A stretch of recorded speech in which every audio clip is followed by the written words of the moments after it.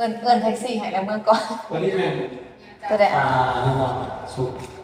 ขาสุดที่ตั้งนะตัวนี้จะมีตู้หลบแล้วก็กันโดดลูกสกิทแล้วก็อีกาส่วนสายไฟเนี่ยเขาแถมอยู่ค่าอาหารเนี่ย อืม แต่ว่าเป็นทอ หา เป็น แม็กนี่คือสิเฮิงอยู่ ไปเบิ่งตัวจริงก่อนเนาะ เลยแต่ว่าเป็นทอเป็นกิฟต์อย่างหนึงลูกค้าต้องไปซื้อ กิบหนีบใส่เสาอย่างเงี้ยค่ะบ่ แม่นเลย อ๋อ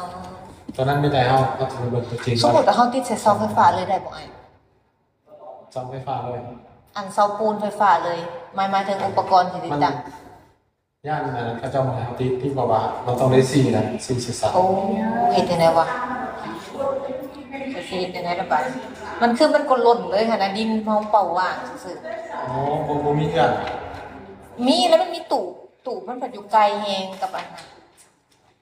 กับบ่อนเฮาอันน่ะอยู่สวน ติด น่ะ เสาเลยบ่ได้ติดเสา บ่ได้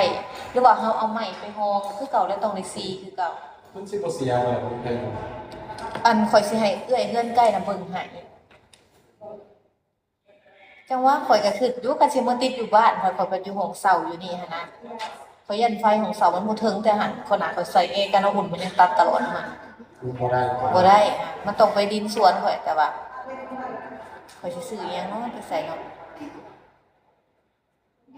อันข่อยเว้าให้เจ้าฟังเลยมัน ถ้าของเสาไฟมันมาถึง แม่นๆ เขาใส่ไฟลายอยู่แล้วใส่ได้ แม่นเฮ็ดจังได๋แหละเฮาต้องเฮ็ดหยังเฮ็ดตู้ขึ้นมาวะหรือเฮ็ดจังได๋ อยู่สวนต้องหาเสาไปใส่ เอาเสาบ่ ถ้าอยากจะมันเสียนะ บ่ข่อยสิให้บ้านใกล้กันเคียงเบิ่งให้บ่เสียดอกนั่น เรียกว่าอันนั้นก็ได้ตอนต้องให้ให้เจ้าซื้อเล็กแล้วก็เทตีนมันลงดินขึ้นมานะแล้วก็ใส่ตู้มันใส่ อัน ตู้ ให้ใส่เล็กแบบใดอ้าย ใส่เล็กเป็นเสาขึ้นมา